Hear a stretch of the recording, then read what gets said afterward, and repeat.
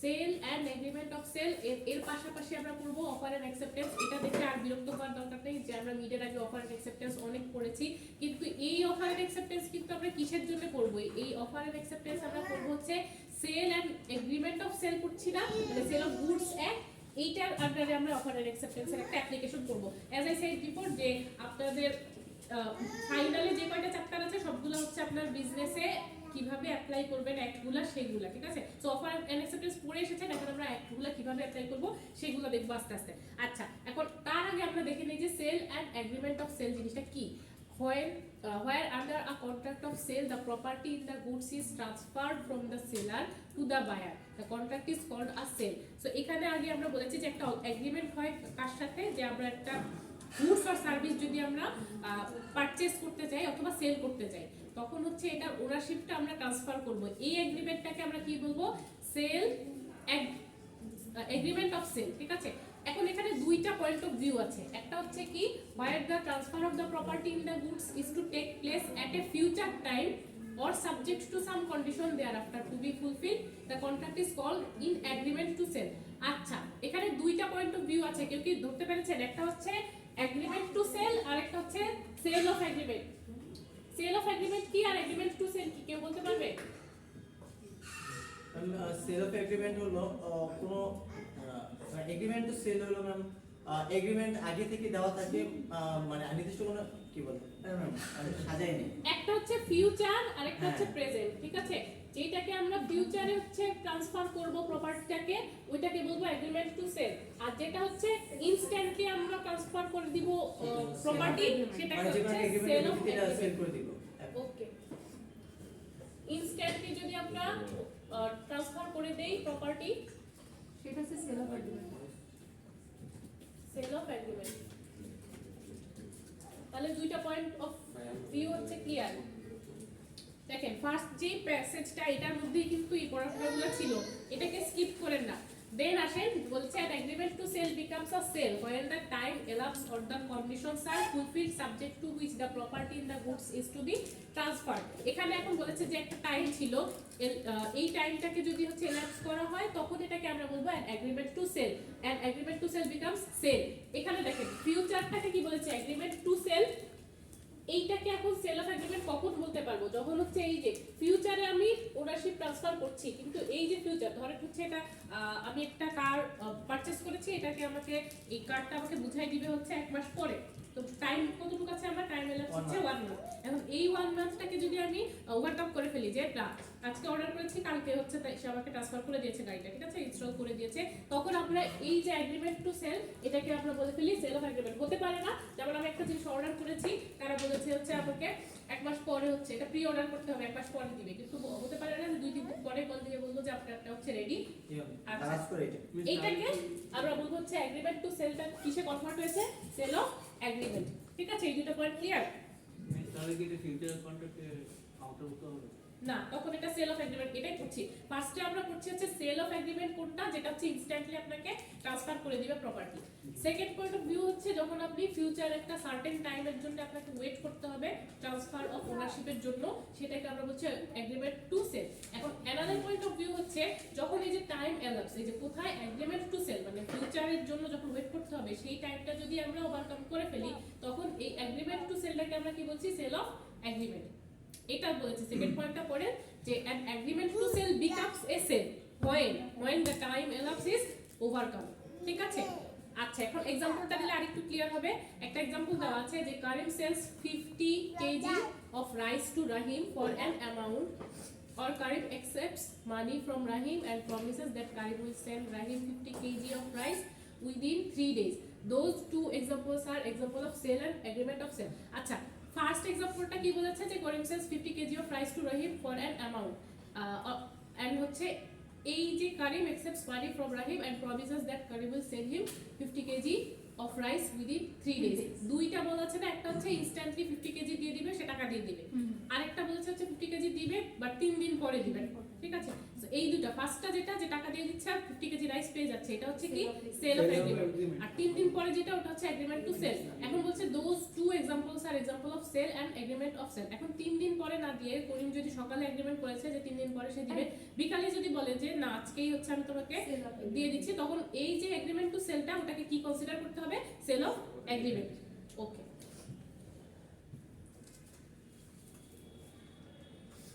এখন আসেন offer and acceptance. দেখে বিরক্ত হওয়ার কিছুটাই, আমরা অফার এন্ড অ্যাকসেপ্টেন্স আর করব না, এখন আমরা এগুলো অ্যাপ্লাই করব। দেখেন, a contract of sale is made by an offer to buy or sell goods for a price and the acceptance of such offer.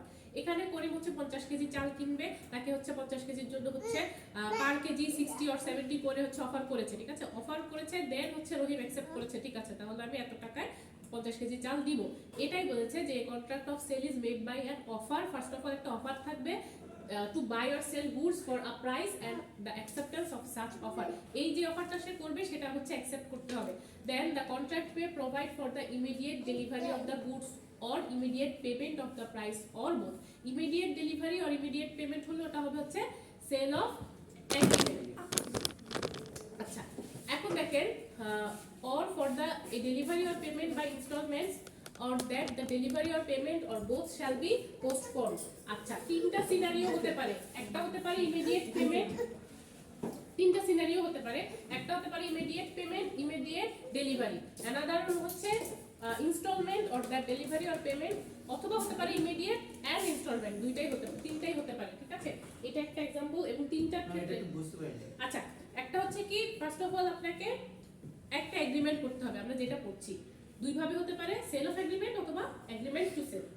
এখন এই যে এগ্রিমেন্টের ফার্স্ট দুইটা এলিমেন্ট কি ছিল? আমরা যখন এগ্রিমেন্ট করেছিলাম কন্ট্রাক্টের হচ্ছে এলিমেন্ট কি ছিল? অফার অ্যাকসেপ্টেন্স, দেন হচ্ছে কি এগ্রিমেন্ট। আর এগ্রিমেন্টের ফার্স্ট দুইটা এলিমেন্ট কি ছিল? Offer and acceptance. এগ্রিমেন্টের এলিমেন্ট কি এখন ভুলে গেছেন সবাই? তো আমরা এখন অ্যাক্ট করছি, হ্যাঁ সেল অফ এগ্রিমেন্টের অ্যাক্ট করছি। তার মধ্যে আমরা দেখছি যে ফার্স্ট অফ অল এগ্রিমেন্ট হইতে হলে তাকে আগে অফার হতে হবে, দেন হচ্ছে অ্যাকসেপ্টেন্স হতে হবে। বলেছে যে 50 কেজি, একটু আগে যে एग्जांपल করেছেন যে 50 কেজি রাইসের জন্য পার কেজি 60 করে অথবা 70 করে হচ্ছে তাকে আগে অফার করতে হবে। দেন রহিম যদি সেটা অ্যাকসেপ্ট করে এটাকে আমরা বলবো হচ্ছে সেল অফ এগ্রিমেন্ট। ওয়েদার এটা হচ্ছে সেল অফ এগ্রিমেন্ট অথবা এগ্রিমেন্ট টু সেল। এখানে লাস্ট পার্টে এটাই বলেছে যে ফার্স্টে অফার এন্ড অ্যাকসেপ্ট করার পরে যে এগ্রিমেন্টটা, এটা তিন ভাবে হতে পারে। ইমিডিয়েট হচ্ছে ওনারশিপ ট্রান্সফার করে দিতে পারে, অথবা একটু লেট ইনস্টলমেন্টে দিতে পারে, অথবা হচ্ছে ইমিডিয়েটও দিতে পারে, ইনস্টলমেন্টেও দিতে পারে। ক্লিয়ার? আবার কোশ্চেন করেন যদি কনফিউশন থাকে, মানে কোন পার্টটা বুঝেন নাই।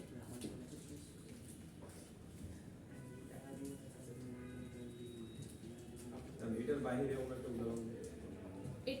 এখানে কিন্তু উদাহরণের মানে পুরোটা বলেই দিয়েছে। আমরা আগে অফার এন্ড অ্যাকসেপ্টেন্স করেছি, এগ্রিমেন্ট করেছি, এখানে জাস্ট একটা এগ্রিমেন্টের ডিফারেন্ট অ্যাক্ট করছি যে sale of agreement and agreement to sale. তো পরে আমরা দেখলাম যে যে কোনো এগ্রিমেন্ট হতে হলে তো আগে অফার এন্ড অ্যাকসেপ্টেন্স দরকার। সেখানে করিম এন্ড রহিমের মধ্যে দেখা গেল যে অফার করেছে, একজন অ্যাকসেপ্ট করেছে। দেন এই এগ্রিমেন্টটা দুই তিন ভাবে হতে পারে। একটা হতে পারে এই অফার দেওয়ার সাথে সাথে ইমিডিয়েট অ্যাকসেপ্টেন্স, আর একটা হতে পারে হচ্ছে ইনস্টলমেন্ট দিয়ে কিছুদিন পরে হোল্ড করতে হতে পারে, অথবা দুইটাই হতে পারে, ইমিডিয়েটও হতে পারে অথবা হচ্ছে ইনস্টলমেন্ট দিয়ে হতে পারে। এটাই বলেছে যে তিন ভাবে এই এগ্রিমেন্টটা তখন হতে পারে। ফার্স্ট অফ অল কি করছে? অফার করছে, দেন অ্যাকসেপ্ট করছে, এটা তিন ভাবে হতে পারে, immediate or instalment or both. Okay, আসেন মেথড অফ কন্ট্রাক্ট। এখন আমরা একটা কন্ট্রাক্ট কিভাবে করে সেটা কিছু মেথড জানবো। দেখেন, সাবজেক্ট টু দ্য প্রভিশন, মানে সাবজেক্ট টু দ্য প্রভিশন মানে আমরা বলবো হচ্ছে ল। আচ্ছা, ল বলতে আমরা বুঝি কি? Set of rules. আচ্ছা, so of any law for the time being in force, a contract of sale may be paid in writing or by word or by mouth, or partly in writing and partly by word or mouth, or may be implied from the contract of the parties. So এখানে যা যা বলেছে এগুলো কিন্তু আগে আপনারা পড়ে এসেছেন। যেমন বলেছে যে being in force a contract to sell be made in writing or by word or mouth, এটা আমরা পড়েছিলাম না যে কন্ট্রাক্টের জন্য কি রাইটিং ম্যান্ডেটরি কিনা বা এগ্রিমেন্টের জন্য রাইটিং ম্যান্ডেটরি কিনা। একটা স্লাইড পুরো শুধু এটাই পড়েছেন, মনে আছে? অবস্থা বিচার ব্যবস্থা, হ্যাঁ হ্যাঁ, অবস্থা বিচার ব্যবস্থা মানে রাইটিং হয়তো পারে, নাও হইতে পারে না। না এই ফিলোসফিক্যাল অ্যানসার দিলে হবে না, exact to the point answer দিতে হবে ল এর ক্ষেত্রে। একটা স্লাইড জাস্ট করেছেন যে এগ্রিমেন্টের জন্য রাইটিং না হলেও দরকার, মানে না হলেও সমস্যা নাই, বাট হচ্ছে রিটেন ডকুমেন্ট থাকতে হয়। আচ্ছা, এখন আসে যে এখানে এই কন্ট্রাক্টের মেথড গুলোই বলেছে, যেহেতু বলেছে যে কন্ট্রাক্টে রিটেন ডকুমেন্ট থাকতে হবে, তাহলে এখানে বলেছে যে made in writing or by word, writing হতে পারে অর বাই ওয়ার্ডও হতে পারে। এই দুইটাকে আবার আমরা দুইভাবে পড়েছিলাম না, যে একটা হচ্ছে এক্সপ্রেসড, একটা হচ্ছে ইমপ্লাইড। লাস্টে সেটাই বলেছে যে may be implied from the conduct of the parties. ঠিক আছে, ইমপ্লাইড মানে হচ্ছে কি পার্টিদের ওয়ে অফ বিহেভিয়ার, যে from the conduct of the party, দুইটা পার্টি থাকে না, একজন হচ্ছে যে অফার করছে আর একজন অ্যাকসেপ্ট করছে, এই দুই পার্টির ওয়ে অফ বিহেভিয়ার থেকে আমরা হচ্ছে ইমপ্লাইড ওয়েতে হচ্ছে আমরা বলতে পারি যে এটা একটা কন্ট্রাক্ট হয়েছে। ঠিক আছে, আসেন দেখেন এক্সিস্টিং এন্ড ফিউচার গুডস কি কি। Goods present at the time of transaction with the seller, মানে যখন আমি পারচেজ করব তখন হচ্ছে আমার সামনে গুডস অর সার্ভিস আছে, যেমন চাল কেনার সময় আমি চাল ধরে দেখতে পারি। ঠিক আছে, এটাকে বলবো হচ্ছে এক্সিস্টিং গুড। আর ফিউচার গুড কোনটা, যেগুলো আমি হচ্ছে এখন এগ্রিমেন্টের সময় আমি এটাকে হচ্ছে দেখতে পারবো না, এটাকে আমরা বলবো হচ্ছে ফিউচার গুড। যেমন বলছে future goods means goods to be manufactured or produced by the seller after the making of the contract of sale. যেমন আপনি জুয়েলারি, মেয়েরা ভালো বলতে পারবেন, ইয়েতে মাদের সাথে অথবা খাবারের সাথে যখন যান, গেলে ডিজাইন পছন্দ করে দেয়, কিন্তু সাথে সাথে তো আপনাকে আপনার প্রোডাক্ট দিয়ে দিচ্ছে না, এগুলোকে আমরা বলবো হচ্ছে ফিউচার গুডস।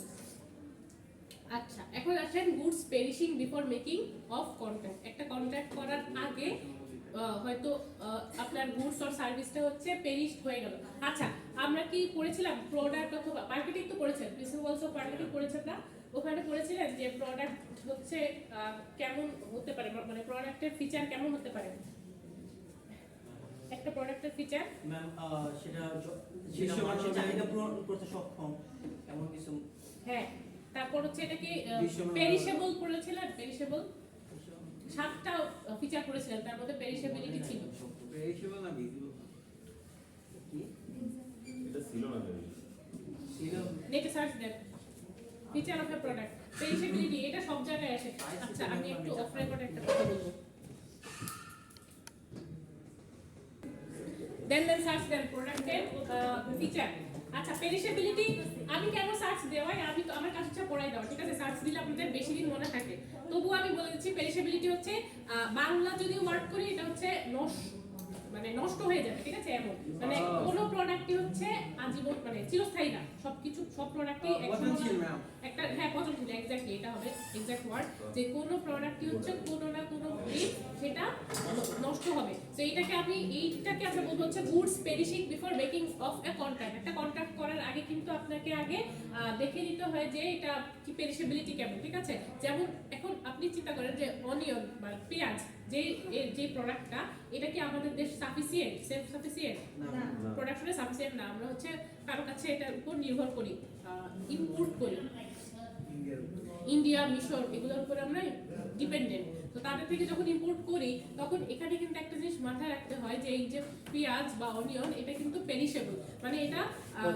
নষ্ট হয়ে যাবে। তো এইখানে এক্সাম্পলটা আগে করবো, দেন হচ্ছে আমরা এটা কন্ট্রাক্টটা করবো, ডিটেইল করে করবো। ঠিক আছে, তো এক্সাম্পলটা কি বলেছে যে Karim wants to import 100 tons of onion from Rahim, রহিমের থেকে। আচ্ছা, করিম রহিমকে এবার বাদ দিয়ে দিই, বাংলাদেশ ওয়ান্টস টু, এটার ভিতরে এই কাঁচা যে শাকসবজি এটার ভিতরে ল আছে, ল শুনেন, যে কোনো একটা এগ্রিমেন্ট করছেন, কন্ট্রাক্ট করছেন, আমরা কিসে আছি, সেল অফ গুডস অ্যাক্টে আছি। কোনো একটা গুডস অর সার্ভিস যখন আমি নিব, ঠিক আছে, তখন তার মধ্যে কি কি আছে সেগুলো আমরা দেখছি। এখন আপনি তো এমন না যে আপনি হচ্ছেন একটা প্রতিষ্ঠানের ভাইস প্রেসিডেন্ট, তার মানে এমন না যে আপনার ডে টু ডে লাইফে আপনার ভেজিটেবল কিনতে হচ্ছে না, অনিয়ন কিনতে হচ্ছে না, আপনাকে বাজার সদাই করতেই হবে। তো সেই ক্ষেত্রে আপনার কি কি কনজিউমার হিসেবে কি কি রাইট আছে, সেলার হিসেবে কি কি রাইট আছে, সেগুলো আমরা করছি। ঠিক আছে, বলেন। আমরা তো প্রত্যেক দিনই এক নিয়মের ভিতরে, রুলের ভিতরে আছি।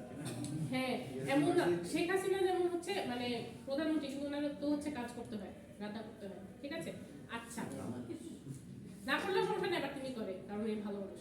আচ্ছা, আসেন আমরা কোথায় ছিলাম, অনিয়নে ছিলাম। পরিমাণ রহিম হচ্ছে এখন হচ্ছে ব্যাকডেটেড হয়ে গিয়েছে, আমরা এখন কান্ট্রি পার্সপেক্টিভে পড়বো যে বাংলাদেশ হচ্ছে wants to import 100 tons of onions from India.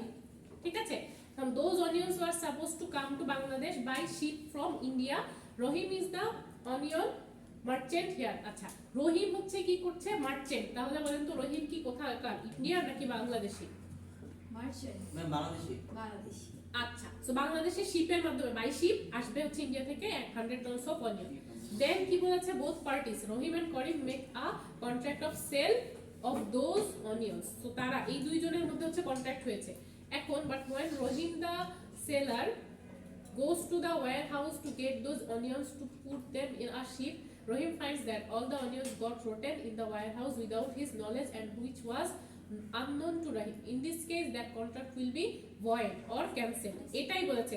এই যে দেখেন যে পেরিশিং, যদি আপনার কন্ট্রাক্ট করার আগে যদি গুডসটা হচ্ছে আপনার পেরিশ হয়ে যায়, ঠিক আছে, তখন হচ্ছে আপনাকে কি করতে হবে, এই কন্ট্রাক্টটাকে বলতে হবে এটা ভয়েড বা ক্যান্সেল। ভয়েড ভয়েডেবল পড়িয়েছিলাম না যে এই তিনটা কারণ বারবার আসবে। ভয়েড মানে কি ভুলে গেছেন? ভয়েড হচ্ছে cancellation or revocation of act. আসেন এখানে এখানে বলেছে, সো দেখেন রহিম হচ্ছে কি মার্চেন্ট, সে এখন হচ্ছে ইন্ডিয়ায় গিয়েছে। ইন্ডিয়ান ওয়্যার হাউসে গিয়ে হচ্ছে যখন সে অনিয়ন গুলো দেখেছে যে শিপে তোলার আগে, তখন দেখেছে যে ওয়্যার হাউসে অনিয়ন গুলো হচ্ছে rotten, already rotten. So already rotten যে অনিয়ন্স গুলো সেগুলো তো সে তার শিপে আনবে না, তখন এই কন্ট্রাক্টটাকে আমরা অলরেডি বলবো ইটস ভয়েড অর ক্যান্সেল। তো এখানে আমাদের বলছে যে goods perishing before the making of contract. একটা কন্ট্রাক্ট মেক করার আগেই যদি হচ্ছে আমাদের ওটা রোটেন হয়ে যায়, তখন ওটাকে আর আমরা ভ্যালিড কোনো কন্ট্রাক্ট বলবো না। এটা কি ক্লিয়ার? মিস প্রোডাক্ট কি দৃশ্যমান হতে পারে না? অনেকটা যাচাই বাছাই করে মানে অদৃশ্যমান হতে পারে। আরো ইজিয়ার ওয়েতে চিন্তা করেন। বাজারে গেলে আপনি হচ্ছে মাছ কিনবেন, মাছ পচা, এখন আপনি আর কিনবেন, ওখানে আর কন্ট্রাক্ট হয় না আপনার আর মাছের বিক্রেতার সাথে আপনার আর কোনো কন্ট্রাক্ট হয় না। যদি দেখতেন মাছটা ঠিক আছে, তখন আপনি কন্ট্যাক্ট করতেন যে কত, এত না এত, ঠিক আছে, এখানে আপনার কোনো কন্ট্রাক্ট হয় না। আচ্ছা, এখন আসেন অ্যাসারটেইনমেন্ট or deciding the price of price. So ascertainment মানে কি, আমাকে আগে অ্যাফার্মেশন পাওয়া। এই যে একটু আগে আমরা পড়েছি কি পেরিশেবিলিটি। তো পেরিশেবিলিটি যদি দেখেন যে ঠিক আছে মাছটা তাজা ফ্রেশ, তখন আপনি যেহেতু অ্যাসারটেইনিটি পেয়েছেন তখন আপনি হচ্ছে কন্ট্রাক্টে যাবেন। সো আফটার অ্যাসারটেইনমেন্ট আপনি কি করেন, প্রাইস ডিসাইড করেন। এইটা হচ্ছে এখন সেকেন্ড স্টেপ। সো এখানে বলেছে যে price ascertained by joint agreement or by the course of dealings অথবা বার্গেনিংও হতে পারে, ঠিক আছে। ডিল মানে হচ্ছে আমরা যখন ডিল করি তখন কিন্তু আফটার বার্গেনিং এ হচ্ছে একটা ডিলে পৌঁছায়, ঠিক আছে। সো এটাই বলেছে যে the price in a contract of sale may be fixed by the contract or may be left to be fixed in manner thereby agreed to may be determined by the course of dealings between the parties. দুইটা পার্টির মধ্যে ডিলের মাধ্যমে হচ্ছে আমরা প্রাইসটা set করতে পারি, অথবা ফিক্সড প্রাইস হতে পারে, ওখানে আর নেগোসিয়েশনের কোনো অপশন নাই। আচ্ছা, এখন এটার এক্সাম্পল কি হতে পারে? এটার এক্সাম্পল হতে পারে যে রহিম পারচেসেস 2 tons of wheat from Karim in the month of May. তো রহিম হচ্ছে করিমের কাছ থেকে 2 টন গম কিনেছে কবে, মে মাসে। But it was decided by them that the price of those wheat will be decided by them on the 1st of the July according to the market value of the July 1st। So এখানে কি বলেছে যে মেতে কি করেছে, purchase করেছে, কিন্তু decide করবে, প্রাইস ডিসাইড করবে কবে, জুলাই মাসে। কেন এটা মানে কেন এটা করলো?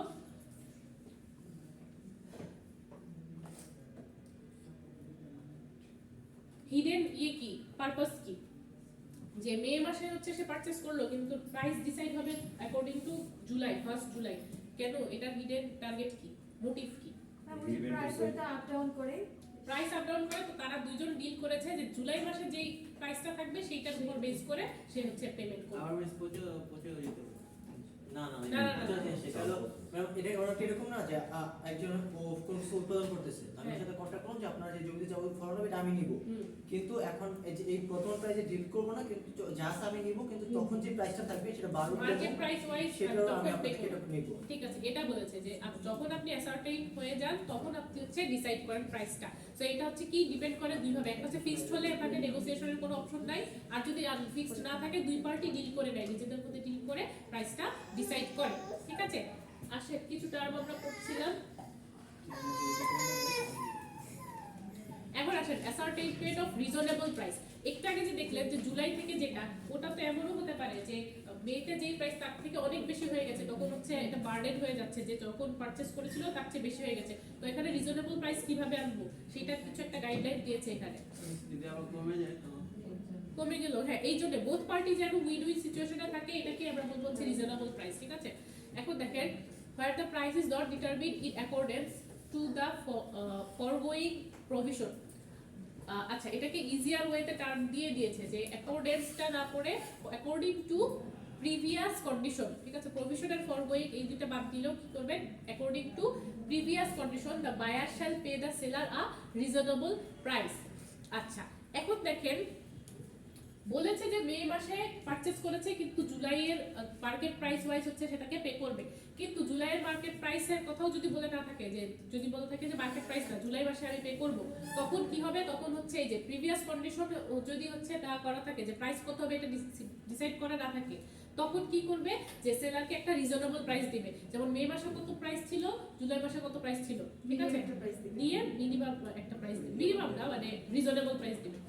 আচ্ছা what is a reasonable price is a question of fact, depends on the circumstance of each particular case. সবগুলো কেসের ক্ষেত্রে হচ্ছে রিজনেবল প্রাইস ডিফারেন্ট হতে পারে। যেমন এই যে আপনি বললেন যে যদি লোয়ার হয়ে যায় তখন তো হচ্ছে যে হচ্ছে সেলার তার লস হচ্ছে, আর যদি হায়ার হয়ে যায় তখন যে হচ্ছে বায়ার তার জন্য হচ্ছে লস হয়ে যাচ্ছে। এই কারণে হচ্ছে depends on the circumstances of each particular case, প্রতিটা কেসের জন্য হচ্ছে রিজনেবল প্রাইস ডিসাইড করাটা হচ্ছে সার্কামস্টেন্সেস এর উপর ডিপেন্ড করে। এখন আসেন একটা एग्जांपल দিয়েছে যে রহিম delivered 2 tons of wheat from Karim on May 1st, but when Karim purchased those wheat from Rahim, the price of those wheat was not fixed. যখন হচ্ছে মে 1st এ হচ্ছে ডেলিভার করা হয়েছে তখন হচ্ছে প্রাইস ফিক্সড ছিল না। In this case, the price of those wheat will be fixed as the market price of wheat as of May 1st. তো এখানে কি বলেছে, যেহেতু ডিসাইড করেনি সেহেতু কি করেছে, those wheat will be fixed as the market price of wheat as May 1st. যেহেতু জুলাই মাসেরটাও বলে নাই, তখন হচ্ছে কি করেছে তারা দুজন মিলে ডিসাইড করেছে যে মেতে যত প্রাইস ছিল সেইটার উপর বেস করে তাকে পে করবে। আচ্ছা অ্যাসার্টেইনমেন্টটা আজকে শেষ করে দেই, দেন হচ্ছে কন্ডিশনাল ওয়ারেন্টিটা আমরা আজকে পড়ানোর কথা ছিল, অ্যাসার্টেইনমেন্টটা শেষ করলে দেন হচ্ছে কন্ডিশনাল ওয়ারেন্টিতে যাব দেখি। আচ্ছা এতটুকু পড়েছি, এখন আসেন ascertainment of price as by third parties। এখন মাঝখানে আপনি থার্ড পার্টি রাখলেন, এই সেকশন থেকে গতকালকে এই পর্যন্ত কিন্তু চলে এসেছে। তারা কিন্তু মানে ফার্স্টে অনলাইন ক্লাসে যতটুকু পড়িয়েছি, সেকেন্ড ক্লাসে যেটা পড়াবো ওটা আগে বলেছে, সেকেন্ড ক্লাসে যা পড়িয়েছি থার্ড ক্লাসেরটা আগে বলেছে, ঠিক আছে। আজকে কিন্তু এটা পড়াবো, ওরা যে থার্ড পার্টির কথা বলেছে আজকে কিন্তু আমাদের টপিক এইটা। আচ্ছা এখন দেখেন তো থার্ড পার্টিটা আজকে কিন্তু পড়ানোর টপিক।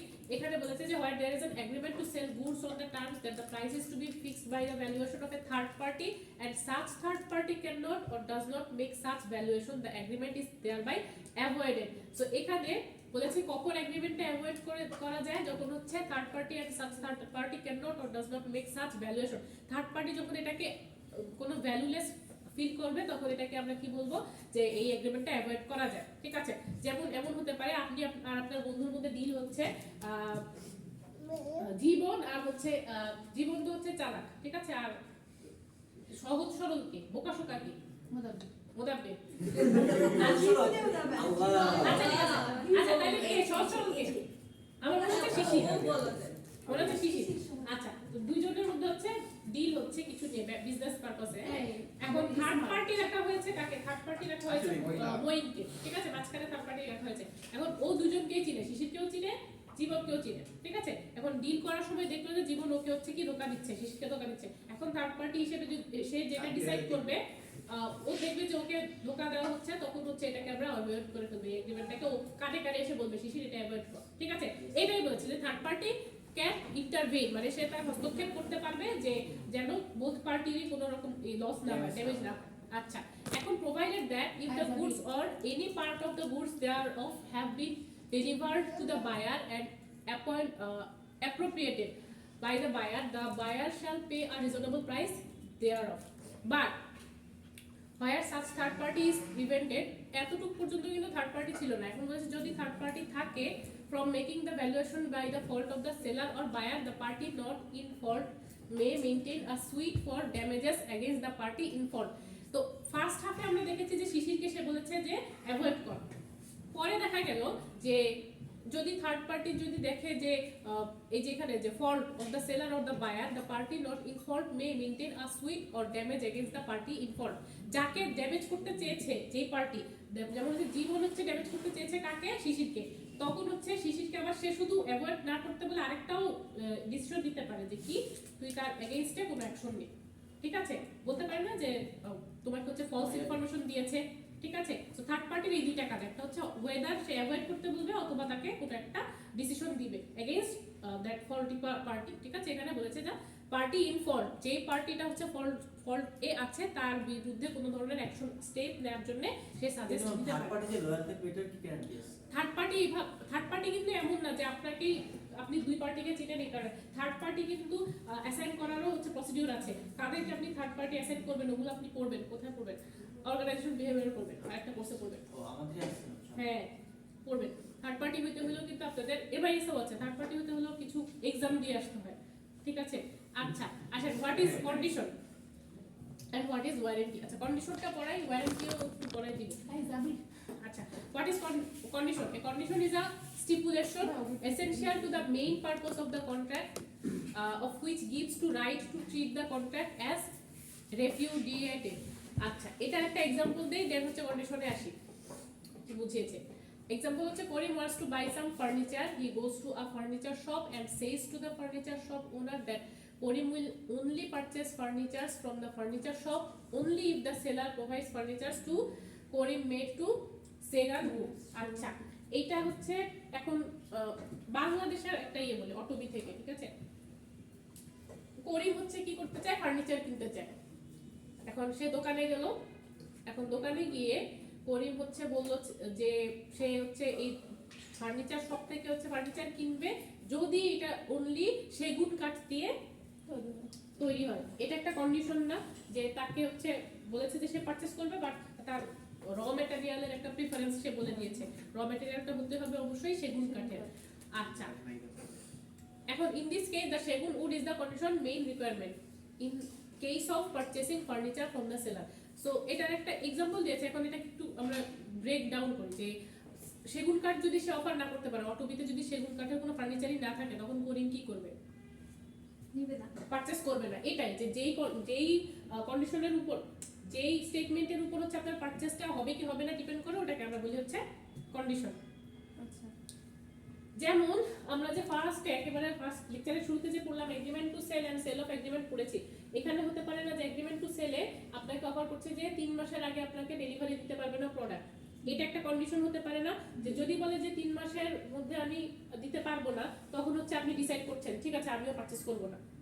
যেই স্টেটমেন্টের উপরে হচ্ছে ডিপেন্ড করে আপনি ডিসিশন নেবেন যে আপনি কি পারচেজ করবেন কি করবেন না, ওইটাকে আমরা বলি হচ্ছে কন্ডিশন। মিস আবার যদি আইনা দেয় তাহলে তো আবার যদি বলে যে না আমি এগ্রিমেন্ট টু সেল নাম আমি আপনাকে উইদিন 1 উইক না ইনস্ট্যান্টলি ইমিডিয়েটলি আপনাকে প্রপার্টি ট্রান্সফার করছি, ওটা কি হবে সেল অফ এগ্রিমেন্ট হবে এবং আপনি যখন হচ্ছে পারচেজ করার জন্য ডিসাইড মানে মোটিভেটেড হলেও হতে পারে, ঠিক আছে। আচ্ছা এখন আসেন ওয়ারেন্টি কি, এটা একটা টার্ম। ওয়ারেন্টি আমরা কম বেশি ভালো মানে সবাই বুঝি, ওয়ারেন্টির সাথে আরেকটু লেখাপড়া করবেন গ্যারান্টি, ঠিক আছে।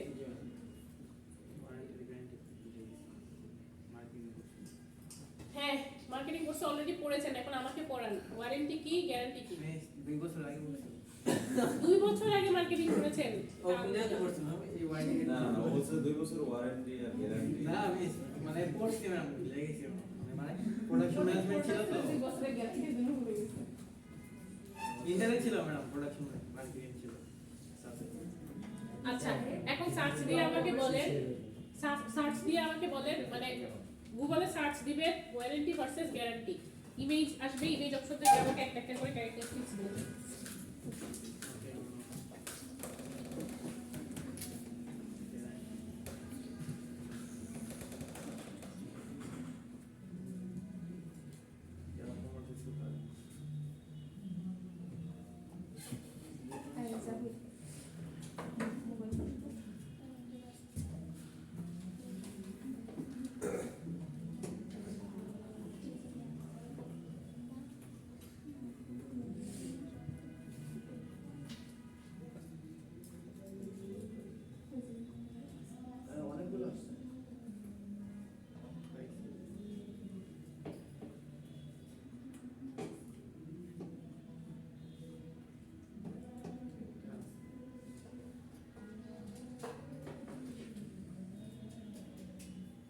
Warranty right return promise miss এভাবে যে ভাগ ভাগ করেছে টাইটেল বললা তো ইমেজ সার্চ দিবেন, হ্যাঁ বলেন, যে পেয়েছেন সেই বলেন। ছোট করে পয়েন্ট বললেই তো The guarantee of a repair of replace of the of a product. আর হচ্ছে guarantee a promise made by the seller that the product is of the best quality. Guarantee. আর ওয়ারেন্টি হচ্ছে মোর স্পেসিফিক আর guarantee হচ্ছে মোর general. তারপর আর কেউ কোনো point বলতে পারবেন এই দুটা ছাড়া? গ্যারান্টি হলো কমিটমেন্ট, ওয়ারেন্টি অ্যাসুরেন্স। গ্যারান্টি একটা অ্যাসুরেন্স রিটার্ন প্রমিস আর একটা হচ্ছে আর warranty. Return warranty order. Assurance, guarantee commitment. আচ্ছা, আর এছাড়া হলো ভেরিয়েন্স ফ্রম Guarantee হচ্ছে usually free আর warranty হচ্ছে cost money. আচ্ছা, আর Guarantee হচ্ছে an agreement to repair or replace an item or something goes wrong. আর হলো warranty হলো optional protection similar to an insured policy. আসছে না, আরো আর ট্রাই করেন, আরো বলেন। মিস গ্যারান্টি হচ্ছে অফার্ড বাই দ্য ম্যানুফ্যাকচারার আর ওয়ারেন্টি হচ্ছে offered by the retailer. Guarantee usually free আর warranty usually cost money. এটা বলেছেন। আচ্ছা, Miss- এছাড়া টার্ম হলো variance from item to item আর ওয়ারেন্টি হলো লং টার্ম। মিস এখানে একটা হচ্ছে ওয়ারেন্টি হচ্ছে রিটার্ন প্রমিস আর গ্যারান্টি হচ্ছে মেবি রিটার্ন অর্ডার। এটা বলেছেন। আপনি কিছু বলতে চাচ্ছিলেন, বলেন। আচ্ছা, guarantee হচ্ছে valid for a time period set by the manufacturer. R warranty হচ্ছে usually last longer than the manufacturer guarantee. আচ্ছা, মোটামুটি কম বেশি আইডিয়া হয়েছে। একটা এক্সাম্পল আসে। এক্সাম্পল হচ্ছে আপনি একটা টেলিভিশন কিনবেন অথবা ওভেন কিনবেন, ঠিক আছে? এখন যারা ম্যানুফ্যাকচার করেছে তারা এটাকে বলে যে 10 বছরের গ্যারান্টি। আচ্ছা, মানে 10 বছরের এটা সার্ভিস সেম দিন। এখন 10 বছর বললে কি 10 বছরই যায়? এর বেশিও যেতে পারে, কমও যেতে পারে। আর ওয়ারেন্টি হচ্ছে যারা ম্যানুফ্যাকচার করেছে, যেমন সাপোজ ল্যাপটপের কোম্পানি ডেল অথবা এইচপি, তাদের সাথে কিন্তু আপনি সরাসরি কথা বলতে পারেন না। আপনি আসলে কোথায় আপনি কোথায় গ্যারান্টি দেয় হলো রিটেইলার। রিটেইলারে রিটেইলারে রিটেইলারে আসেন হচ্ছে যে রায়ান্সে যাচ্ছেন অথবা হচ্ছে কোথায় আইডিবি ভবনে যাচ্ছেন। এই দুই জায়গায় আপনি রিটেইলারদের থেকে আপনি দেখেন তার একটা কার্ড বা কিছু দেয় যে 2 বছরের মধ্যে কোনো রকম যদি সার্ভিস রিলেটেড ইস্যু হয় আমাদের কাছে সেটা আমরা ঠিক করে দিব। এইটাকে আমরা বলবো হচ্ছে রিটেইলার। ওয়ারেন্টি। আচ্ছা, মানে কোন একটা সার্ভিস যদি আপনাকে প্রোভাইড করে আফটার পারচেজ, এটারও একটা টাইম বাউন্ড থাকে, ঠিক আছে? যেমন 2 বছরের বেশি না, 1 বছরের বেশি না, এরকম এই টাইম বাউন্ড, টাইম লিমিটেশনের মধ্যে যে সার্ভিসটা আপনাকে প্রোভাইড করতে এগ্রি করবে, এটাকে আমরা বলি হচ্ছে ওয়ারেন্টি। এখন আসেন, যেহেতু আমরা কি পড়ছি, সেল অফ গুডস একটা পড়ছি, সো এখন আমরা একটা ল্যাপটপ কিনবো, এটা আমাদের গুড, ঠিক আছে? এখন এই ল্যাপটপটা কেনার সময় ওয়ারেন্টি আমরা কিভাবে এটার মধ্যে অ্যাপ্লিকেশন দেখবো, এটা দিয়ে একটু পড়াশোনা করবো। তো আগে আমরা এক্সাম্পলে চলে যাই, তারপরে এক্সট্রা পড়বো, এটা খুবই ইম্পর্টেন্ট। আচ্ছা, আমি বলি, আগেও বলেছি, বারবারও বলি, যেটা বারবার রিপিট করি ওটাই কিন্তু আসে, ঠিক আছে? তো পুরো চ্যাপ্টারের মধ্যে কিন্তু এই যে ওয়ারেন্টি থেকে একটা ভালো করে পড়বেন, একটা এখন পড়লে দাঁত ভেঙে যাবে। আমরা আগে এক্সাম্পল পড়ে আসি, ঠিক আছে? এক্সাম্পল কি বলেছে? Karim wants to buy some furniture. He goes to furniture shop and says the furniture shop owner that Karim will only purchase a furniture from the shop only if the seller provides Karim furnitures made of good wood. ভালো কাঠের যদি তৈরি হয় তাহলে সে কিনবে, ঠিক আছে? এটা এখন আমরা ল্যাপটপে ট্রান্সফার করি। আমরা রায়ান্সে গেলাম, সেখানে গিয়ে আমরা একটা ল্যাপটপ কিনবো। আমরা বলছি যে শুধু ম্যাকবুক কিনবো, কিন্তু যদি সেটা হচ্ছে, আচ্ছা অ্যাপল রেড হচ্ছে কি আইফোনে পাওয়া যায়, এখন আমি কিনবো হচ্ছে ম্যাকবুক কিনবো, কিন্তু সেটা যদি রেড হয় তাহলে আমি কিনবো, ঠিক আছে? এরকম একটা কন্ডিশন আমি দিলাম। আচ্ছা, এটা ছিল হচ্ছে এক্সাম্পল। এখন বলেছে the seller assures Karim the Karim will receive furniture from the seller made of segun wood and agreement was made between them. So এখানে আপনাকে ল্যাপটপের যে রিটেইলার সে বলছে, ঠিক আছে, আমি অ্যাপল কোম্পানিকে আপনার কাছে মানে আপনাকে অ্যাসিওর করছি যে আমি রেড ম্যাকবুক আপনাকে দিব, ঠিক আছে? ফার্স্টে এতটুকু এগ্রিমেন্ট হয়েছে। Then but on the time of the delivery of the furniture Karim finds out that the furnitures were not made of segun wood, they were made of korai tree wood, ঠিক আছে? যখন delivery করেছে তখন হচ্ছে বলে সেগুন উডের কথা বলে এগ্রিমেন্ট করেছে, কিন্তু ডেলিভারির সময় দেখেছে যে এটা করাই গাছের কাঠ দিয়ে। সো ম্যাকবুক হচ্ছে রেড এর বদলে সিলভারটা যেটা সবসময় হয় ওটাই দিয়েছে। আচ্ছা, and in this case Karim must accept the fact that the seller has broken the secondary condition, not the primary condition of the sale. Primary condition কি ছিল? কিন্তু শুধু ভালো কাঠ। সেকেন্ডারি কন্ডিশন হচ্ছে কি? সেগুন কাঠ। এখন সেগুন কাঠের বদলে কড়াই কাঠ দিয়েছে, কড়াইও কিন্তু ভালো, ওকটা ভালো না, কড়াইও কিন্তু ভালো। আচ্ছা, তো এটা দিয়েছে।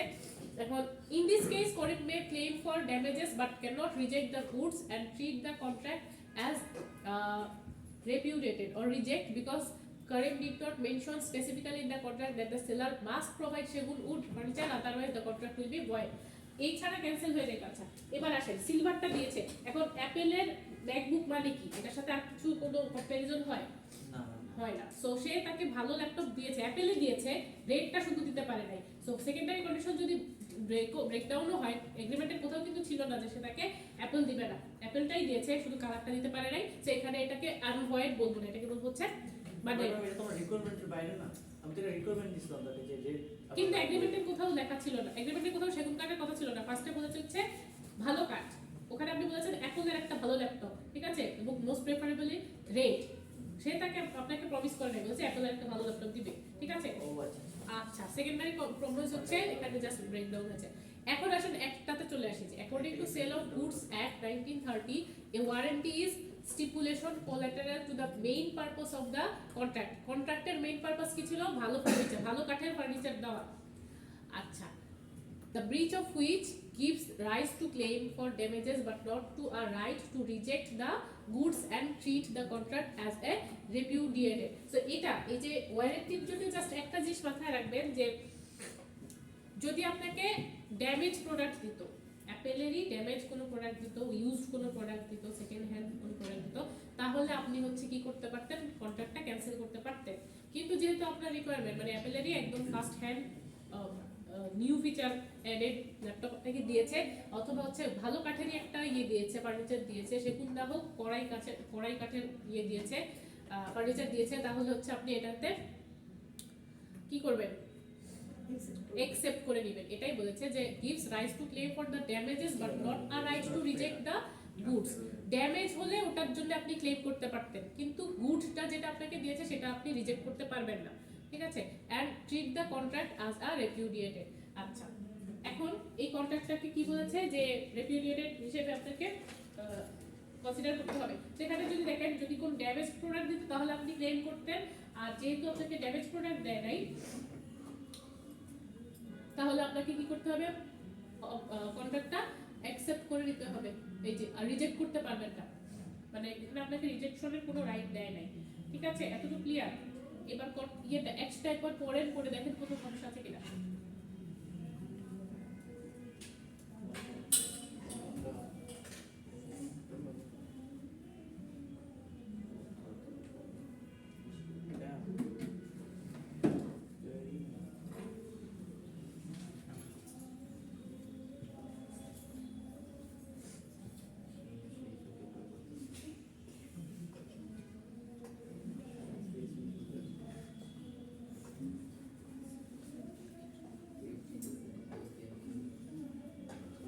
লাস্টে কথাটা বলছে না যে to claim for damages but not to right to reject the goods and treat the contract as repudiated.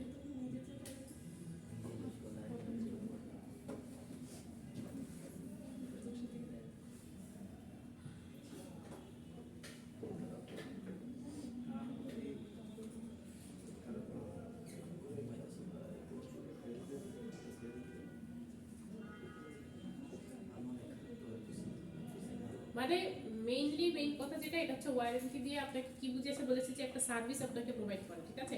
তো এইখানে একটা জিনিস দেখেন যে আপনি যদি ড্যামেজ প্রোডাক্ট হতো তাহলে ওটাতে আপনি কি করতেন? রিজেক্ট করে দিতেন, ক্লেম করতে পারতেন, ঠিক আছে। আর যেহেতু ড্যামেজ প্রোডাক্ট দেয় নাই সেহেতু আপনি এটাকে কন্ট্রাক্ট হিসেবে অ্যাকসেপ্ট করবেন। যদি এর মধ্যে কোনো ইয়ে থাকে, ডিফেক্টিভ আপনি ইয়ে দেখেন ফেস করেন, তখন হচ্ছে আপনাকে ক্লেম করার জন্য রাইট দিবে, ঠিক আছে। এতটুকু হচ্ছে আমাদের এই অ্যাক্টটা। আচ্ছা, বারবার বলছি যে এটা একটু পড়াশোনা করে, এটাতে এক্সাম্পল আছে, এটা কিছু স্টেপস আছে, ঠিক আছে। যদি কোশ্চেন হয় এখান থেকে হতে পারে। তো আজকের চ্যাপ্টারে আমরা যে ইয়েগুলো পড়বো ভেবেছিলাম সবগুলো টপিক আমরা কভার করেছি মোটামুটি। মানে according to sale of goods act এটার উপরে তো হোয়াট ইজ ওয়ারেন্টি?